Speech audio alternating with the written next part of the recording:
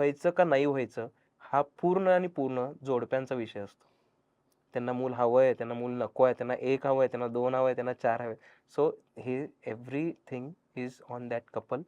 IVF आणि त्याची process चालू आहे. ही घरी सांगावी का? की इतकी ती खर्चिक आहे आणि इतकी मोठी आहे की ते कळतंच. भले ते नॅचरल असू दे किंवा IVF असू दे. नॅचरल ट्रायल ज्यावेळी करत असतात, त्यावेळी काही फेल्युअर अटेम्प्ट्स असतात. ते काय जादूसारखं नाही आहे, की पहिल्या महिन्यातच कन्सीव्ह झालं. सो त्यामध्ये स्त्रीला एक काय स्ट्रेस फॅक्टर असतो, की त्या घरात होणारी चर्चा. हं.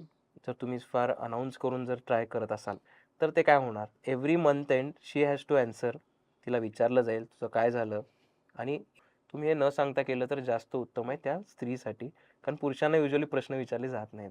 आता IVFला जात असताना ही पण अगदी प्रोसेस जी आहे, ही सुद्धा इट इज देअर चॉईस. आणि दुसरी गोष्ट मी हेही मानतो, जेव्हा मूल व्हायचं का नाही व्हायचं, हा पूर्ण आणि पूर्ण जोडप्यांचा विषय असतो. कुणीही इन्व्हॉल्व व्हायची जास्त गरज नाही. पण त्याच्यातनं आनंद हे सगळेजणच घेणार मूल झाल्यावरती.